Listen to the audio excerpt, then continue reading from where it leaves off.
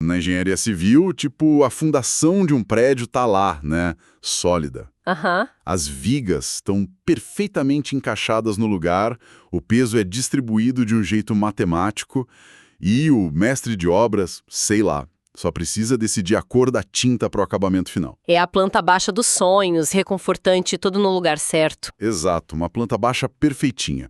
Mas no futebol, e aí entrando especificamente no cenário do Grêmio hoje, sob o comando do Luiz Castro para esse jogo contra o Coritiba às 16 horas na Arena, essa planta baixa perfeita simplesmente virou fumaça. Totalmente. A gente está olhando para uma estrutura que está sendo sustentada, na verdade, por improvisos meticulosos. E olha, é isso que transforma o trabalho da comissão técnica agora numa operação de altíssimo risco. Porque quando a base balança, cada pequena decisão tática reverbera no campo inteiro. Nossa, com certeza. E é justamente para tentar antecipar essas reverberações que a gente mergulhou nas fontes dessa nossa análise detalhada de hoje. Sim, reunimos muito material interessante. Foram compilados artigos esportivos bem aprofundados, notas exclusivas de bastidores sobre aqueles treinamentos a portas fechadas do Grêmio e também as atualizações médicas mais recentes. Que, por sinal, estão cheias de detalhes cruciais. Pois é. E a nossa missão hoje é entender esse mecanismo, sabe? Como manter a identidade de uma equipe quando a fundação desmorona com suspensões lá atrás na defesa e, ao mesmo tempo, se cria meio que uma cortina de fumaça no meio-campo. Tudo isso gerenciando o retorno daqueles jogadores que vêm de lesões bem crônicas, né? Sim, como é que o treinador resolve esse quebra-cabeça? É um exercício brutal de equilibrismo. Porque uma coisa é trocar o pneu com o carro andando. Aham. Outra bem diferente é trocar o eixo do motor enquanto se tenta não perder a corrida. Ok, vamos empacotar isso então. Vamos lá. Antes da gente sequer pensar em qualquer jogada ofensiva ou como furar o bloqueio do Coritiba, a base da equipe precisa ser arrumada. A defesa gremista tomou um impacto estrutural direto. Um baque grande. O Gustavo Martins, que vinha sendo uma engrenagem fundamental para a estabilidade ali atrás, tá fora, suspenso pelo terceiro cartão amarelo. Exato, não joga. E, em paralelo a isso, a gente tem o Vieri. Ele tá confirmado, mas com um adendo ali que muda completamente a história. A questão da mão esquerda, né? Isso, ele vai jogar com uma proteção bem pesada por causa daquela fratura que ele sofreu no jogo contra o Confiança. E aí que a coisa complica fisicamente. Porque o que é fascinante aqui é entender como uma lesão na mão ou no braço de um zagueiro altera toda a biomecânica. Altera o tempo de reação no campo, né? Com certeza. O braço do zagueiro não está ali pendurado só para fazer volume. É claro que não. Ele funciona como um pêndulo essencial para o sprint, para aquela arrancada explosiva, e também como uma alavanca enorme para o salto nas bolas aéreas. Nossa, faz todo sentido. Sem o braço ele perde impulsão. Perde muito impulsão. E sem contar, é claro, a impossibilidade de usar esse braço esquerdo para fazer aquele contato físico de imposição, sabe? Aquele famoso tranco no ombro do centroavante. Isso. Dar aquele tranco sem sentir uma dor absurda ou até correr o risco de agravar a fratura é praticamente impossível. Caramba, então isso significa que o Coritiba vai, muito possivelmente direcionar as jogadas de forma proposital para o lado esquerdo do Vier. Sem dúvida alguma. Tentar criar aquelas situações de 1 contra 1 exatamente onde ele não pode usar o corpo inteiro para dividir a bola. É o alvo óbvio. E é por isso que a escolha da peça de reposição ali revela muito da leitura de contenção de danos do Luiz Castro. Aham. Porque o atacante adversário já sabe dessa limitação e vai caçar o Vieri em campo. Aí é que entra o Balbuena. Exatamente. As fontes apontam o Balbuena como o grande favorito para a vaga do Gustavo Martins. E, taticamente, isso faz todo sentido mecânico. Porque o Balbuena vira um estabilizador, né? Total. Ele não é só um tapa-buraco ali. Como o Vieri não pode ficar entrando naquelas disputas físicas constantes ou dando corridas muito longas onde a falta do pêndulo do braço seria fatal... O Balbuena entra para segurar as pontas. Isso, o Balbuena vai muito provavelmente jogar alguns passos mais recuado, fazendo aquela leitura fina da linha de passe e antecipando a interceptação antes da bola chegar. Cara, ele vira um autêntico para-choque. É impossível não comparar essa defesa do Grêmio hoje a uma torre de Jenga. Uma torre de Jenga balançando, né? Sim, a base já está meio estável, Aí você tira a peça central, que é o Gustavo Martins, e o técnico tem que inserir o Balbuena com um cuidado extremo para cobrir a fragilidade da peça que está logo do lado, que é o Vieri. É uma engenharia fina. E para adicionar mais tensão ainda nessa estrutura toda, as notas médicas lá dos bastidores confirmam que o Kahneman retornou aos treinos normais. Ele estava tratando um desconforto muscular. Só que ele deve ficar apenas como opção no banco. Pois é, e manter o Kahneman no banco ilustra perfeitamente bem essa gestão de risco super cirúrgica que o departamento médico está fazendo. Porque, nossa, ter um líder com a intensidade dele de volta é uma tentação monumental para o treinador. É uma vontade enorme de colocar logo para jogar. Mas a questão principal é que o jogo do Kahneman, a identidade dele, é inteiramente baseada na explosão física. Na antecipação bem agressiva, naquele combate visceral. Exato. E um desconforto muscular prévio ali significa que as fibras musculares daquela região já deram um aviso claro de sobrecarga. O famoso sinal amarelo. Isso, num campeonato de alta intensidade como o Brasileirão, escalar um zagueiro com essas características de impacto, sem que ele esteja 100% recuperado, é flertar abertamente com um estiramento grave. Que deixaria ele de fora por meses. Com certeza. É perder o jogador pelo resto do ano. Então, a comissão técnica prefere perder um pouco dessa força de combate no confronto imediato para garantir a sobrevivência dele para a temporada. Sim, é pensar lá na frente. Só que, pensa comigo, essa necessidade do Balbuena recuar um pouco para proteger o Vieri e a falta daquele bote mortal do Kahneman, isso cria meio que, inevitavelmente, uma pressão gigantesca para o setor logo à frente deles. O meio-campo, a pressão sobe toda. Exato. E é exatamente no meio-campo que o Luiz Castro fincou o pé. Ele mantém o esquema intacto, mas joga tipo uma névoa pesada sobre os nomes que vão a campo. A estrutura tática acaba virando o verdadeiro colete à prova de balas da equipe. É uma boa imagem, porque segundo os documentos que a gente analisou, a manutenção do esquema com 2 volantes e aquele 1/6 de articulação ali na frente é um ponto inegociável para o Castro. Tendência absoluta. Não muda de jeito nenhum. Não muda. No entanto, o que me chamou a atenção e não tem em nenhum dos relatórios de bastidores é a especificação de quem vai assumir essas 2 vagas de volante. 0 nomes. Um mistério total, ninguém sabe. A definição só acontece mesmo a portas fechadas lá nos últimos treinos antes do jogo. Mas aqui é que a coisa fica realmente interessante para a gente analisar. Manda. Se esse esquema tático dos 2 volantes é tão vital, tão intocável assim, os jogadores não se tornam só meras engrenagens descartáveis? Entendi o ponto. Tipo, se a estrutura é a única coisa que importa para o Luiz Castro, por que fazer todo esse mistério em torno dos nomes dos volantes? O Coritiba já não sabe como o Grêmio vai se portar geograficamente no campo de qualquer forma. Olha, se a gente conectar isso com um cenário maior de tática, a resposta para essa sua provocação passa muito por entender como o tal do futebol posicional que o Luiz Castro ama funciona na prática. Tá, me explica isso. No futebol posicional, os jogadores são responsáveis por ocupar umas zonas geográficas bem específicas lá no campo, para criar aquelas linhas de passe matemáticas e conseguir esticar a defesa adversária. Sim, é aquele negócio de não ir correndo igual o louco atrás da bola. Isso. Não se trata de correr atrás da bola, mas sim de dominar o espaço onde você está. Só que aí vem o pulo do gato. Se a estrutura realmente manda em tudo, o mistério dos nomes serve para esconder do adversário qual vai ser a textura desse meio-campo. Peraí, textura? Como assim textura? Pense lá na nossa torre de Jenga que a gente estava falando. Tá, a zaga toda vulnerável lá atrás. Exato. A melhor maneira de proteger essa torre não é ficar segurando ela com as mãos e torcendo para não cair, mas é construir um muro de contenção muito forte ao redor dela.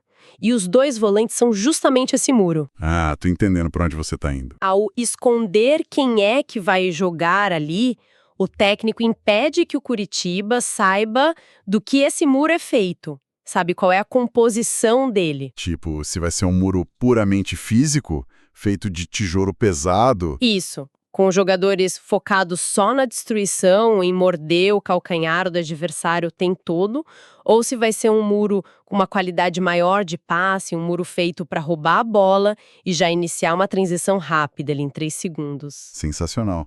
Porque a função posicional dos dois vai ser exatamente a mesma no gramado, mas a característica individual de quem executa muda completamente a forma como o Coritiba precisa planejar a resposta. Muda o jogo inteiro. Então não entregar a escalação é, no fim das contas, não entregar a velocidade de resposta do time? Faz muito sentido isso. É o segredo do negócio. O técnico do Coritiba até sabe onde os jogadores do Grêmio vão estar pisando. Mas ele não faz ideia de com qual velocidade ou agressividade eles vão reagir assim que perderem a posse da bola. E essa garantia de que o espaço ali na frente da zaga vai estar sempre bem preenchido revela uma mentalidade de contenção de danos contínua, né? Sim, e ter essa porta dos fundos trancada por esse posicionamento tão rígido dos volantes causa um baita efeito dominó positivo no resto da escalação. Como assim, no ataque? Exato. Imagina o seguinte, sem a certeza absoluta de que a entrada da área está protegida lá atrás, os meias e os atacantes iam precisar recuar muito mais para ajudar a marcar. Eles iam gastar perna na defesa e perder força ofensiva. Perfeitamente. A rigidez tática lá de trás é justamente a moeda de troca que compra liberdade para a galera do ataque criar lá na frente. Cara, essa liberdade e essa estabilidade acabam funcionando como um facilitador indispensável. E eu vou mais além. É um facilitador para a reintegração daquelas peças importantes que estão retornando do departamento médico agora. Ah, sim, entramos numa área delicadíssima. O que nos coloca diante de um verdadeiro xadrez fisiológico com duas peças cruciais para o Grêmio, o William e o João Pedro. 2 casos bem complicados. Demais. Os documentos detalham as situações bem diferentes entre eles, mas igualmente delicadas, sabe? É que o retorno de jogadores depois de longos períodos de afastamento é o ponto exato onde toda a teoria tática do papel colide de frente com a realidade dura, biológica do corpo humano. Não tem como fugir da biologia. Pegando o caso do William, por exemplo, o meio-atacante vem daquela tendinopatia crônica na musculatura posterior da coxa. Super chato. Chatíssimo e difícil de tratar. As fontes confirmam que ele já treina normalmente no campo. Mas, pelo fato dele estar nessa fase de transição física, a perspectiva é quase certa de iniciar no banco. E a gente precisa deixar claro o peso real disso. Tem que ficar muito claro. Porque uma tendinopatia crônica não é um simples cansaço que passa com chazinho, né? Nossa, longe disso. Para quem só acompanha o jogo pela TV, às vezes pode parecer que é só uma precaução exagerada do departamento médico. Ah, já tá treinando, põe pra jogar. É o que a torcida mais fala. Sim, mas o mecanismo de uma tendinopatia crônica é muito traiçoeiro. Pensa assim, quando um jogador saudável dá aquela arrancada para um sprint, a musculatura posterior da coxa contrai e estica absorvendo uma carga absurda de energia mecânica. Tudo funciona lisinho. No caso de uma tendinopatia, existem pequenas microlesões e inflamações contínuas ali no tendão. Tá. Quando o William tenta acelerar do 0 a 20 km por hora, sei lá, numa fração de segundo, essas microlesões enviam um sinal de dor agudo que literalmente força o sistema nervoso dele a cortar a potência da perna. Uau! É meio que um mecanismo de defesa automático. É, o próprio corpo puxa um freio de mão involuntário para não romper tudo de vez. Cara, então o que isso significa na prática de uma escalação? É tipo, sei lá, imagina que você acabou de comprar um equipamento tecnológico de ponta, super caro, mas ele veio com um defeito crônico ali na fiação interna. Boa analogia. Dá muito trabalho. Aí ele vai para assistência técnica, passa umas semanas lá sendo consertado, soldado, e finalmente te devolvem a caixa. A primeira vontade que dá é pegar o aparelho, ligar na tomada, colocar logo na potência máxima e deixar rodando o dia inteiro. Sim, usar pra valer o negócio que você pagou. Que seria o equivalente a escalar o William direto como titular e botar ele para correr atrás de lateral. Mas o medo absoluto de que o sistema interno frite de novo na primeira hora de uso, isso força a gente a manter a máquina na caixa. Ou, no caso dele, no banco de reservas. Exato, no banco. Aí você testa aos poucos, liga por meia horinha, vê se não esquentou demais, como a fiação responde, e desliga. A analogia é perfeita, porque utilizar o William hoje como uma opção de segundo tempo, meio que um trunfo saindo do banco, é ligar essa máquina numa potência bem mais controlada. exigir menos do tendão dele, né? Isso. Se ele entra só ali nos 30 minutos finais, ele vai bater de frente com defensores que já estão bem desgastados, que já estão com a perna pesada depois de correr por 1 hora. Ah, verdade. A exigência de explosão é menor. Diminui demais a necessidade dele dar aquelas arrancadas iniciais muito bruscas e permite que o William vá retomando a confiança nos próprios tendões de uma forma gradual, num cenário onde ele não precisa ser o motor principal. Ele não precisa ser o motor de arranque do time logo de cara. Dá tempo do corpo acostumar. Exatamente. Agora, o cenário do lateral direito, João Pedro. Ele adiciona uma outra camada bem peculiar de complexidade para esse nosso xadrez. É um caso que envolve muita cautela. Sim. O relatório mostra que ele já não atua tem uns 2 meses inteiros por conta de uma lesão muscular bem séria. Só que, curiosamente, o clube fez questão de divulgar umas imagens super bonitas dele treinando forte no gramado. Mostrando evolução física para o público ver. Exato. Mas as notas de bastidores reforçam que, lá dentro, a palavra de ordem da comissão técnica é ter uma cautela absurda por conta desse histórico dele recente. Mas aí entra a questão. Isso levanta um ponto super importante sobre a dinâmica da comunicação hoje no futebol moderno.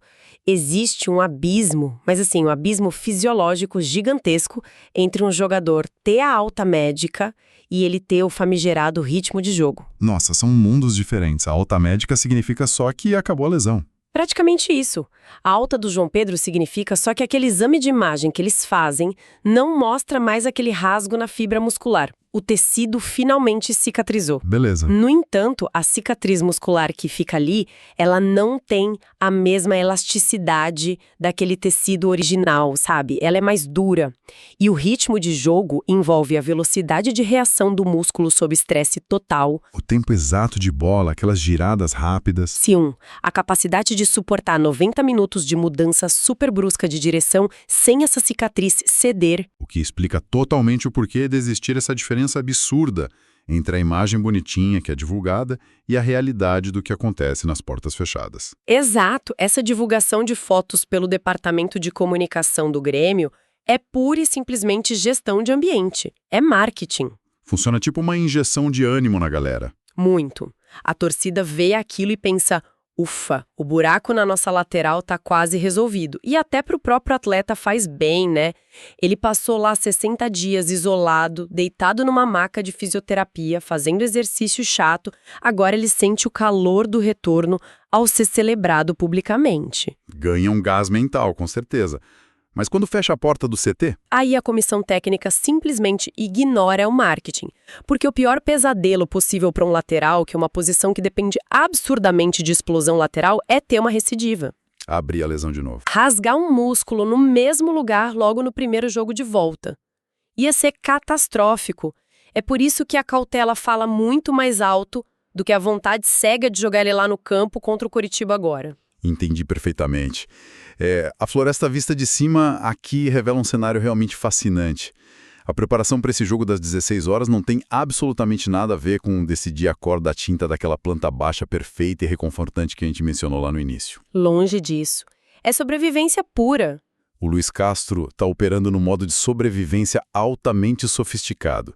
Ele tem que mascarar a dor do Vieira e a falta da alavanca física lá na zaga, tem que apostar muito na leitura espacial do Balbuena para segurar as pontas na ausência do Gustavo Martins, e aí ele ainda orquestra todo esse apagão de informações sobre os volantes para criar aquele muro de contenção surpresa. E não esquece do monitoramento de milímetros que eles estão fazendo nos tendões do William e nas fibras musculares da coxa do João Pedro. Exato. Com o rigor de um cientista mesmo, contando no relógio os minutos que são seguros para cada um entrar no campo. Só que o grande detalhe é que tudo isso, todas essas gambiarras de adaptações, estão orbitando em torno de uma única premissa intocável, que é a tal da estrutura posicional de 2 volantes e um meia de articulação. É o porto seguro dele. É a âncora que está impedindo esse navio de virar com tanto desfalque e tanta dor. O sistema tático na cabeça dele é a entidade maior. É ele quem acolhe o jogador que entra de supetão e é ele quem protege aquele que está ali no gramado jogando no sacrifício. O que, ao fim e ao cabo, empurra a gente para uma reflexão meio inescapável sobre tudo isso. A gente sabe que a estrutura rígida salva, cria esse escudo, ajuda quem volta de lesão, mas até quando? Essa é a pergunta de $1 milhão. Se a espinha dorsal inteira de um time de alto nível depende de forma tão vital de manter sempre esse mesmíssimo desenho tático a todo custo. E isso, independentemente de você ter lá zagueiros jogando sem poder usar os braços, ou meias com freios de mão involuntariamente travando os tendões na hora do sprint. Até que ponto exato essa rigidez tática inabalável realmente protege o time? É um limite muito tênue, né? E a partir de qual momento essa teimosia com o sistema se torna de fato a maior vulnerabilidade da equipe? Porque o Coritiba olha para isso e vê um óbvio. Um adversário bem treinado que saiba exatamente onde e como bater nessa torre de Jenga pode desmoronar tudo. Olha, no esporte de alto rendimento, a fronteira entre uma convicção tática brilhante de um técnico e uma insistência cega e perigosa costuma ser definida por centímetros numa bola dividida. É detalhe. Falou tudo. Então fica a dica para quem for acompanhar a partida quando o jogo começar hoje às 16 horas lá na Arena. Não fiquem olhando imediatamente só para quem tá com a bola no pé. Olhem para o desenho defensivo, né? Exato. Olhem para a distância ali no campo entre aqueles dois volantes misteriosos do Grêmio e o zagueiro Balbuena lá atrás. Se esse espacinho começar a aumentar muito com o passar dos minutos, e se aquela parede de proteção sumir da tela, pode ter certeza de que é ali que mora o perigo. é bem ali, naquele pequeno buraco geométrico da formação, que a fundação dessa nossa torre de Jenga pode de fato desmoronar. Um excelente jogo a todos que vão acompanhar e até a nossa próxima análise detalhada.